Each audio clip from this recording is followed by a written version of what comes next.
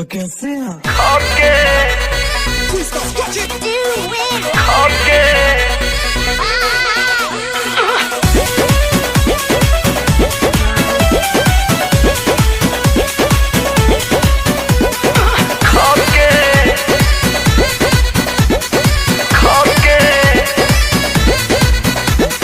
छोट मोट गिफ्ट एगो किन लीहा, सूट बूट नीमन पहिन लीहा।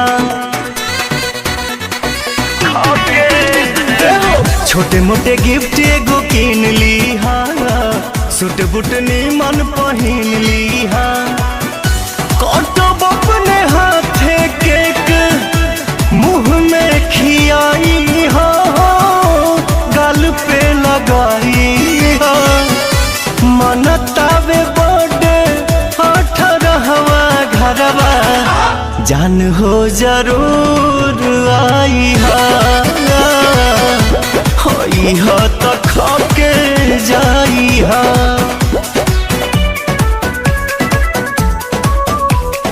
खाके जाई हा।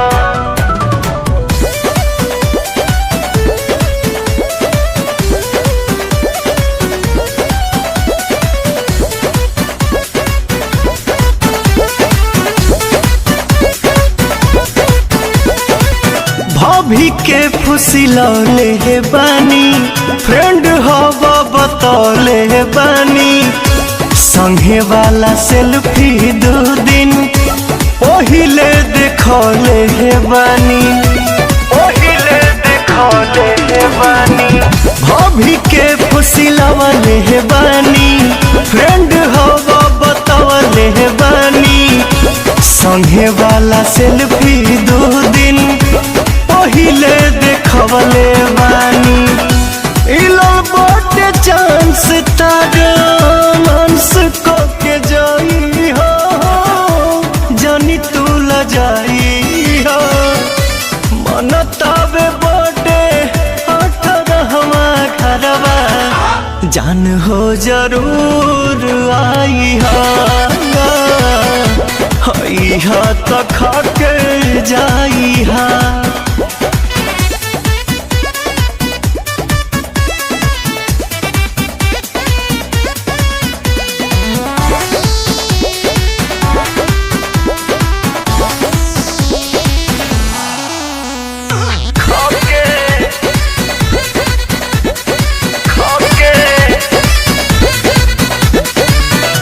बोतल में परोस के हम हाथे से खियाई।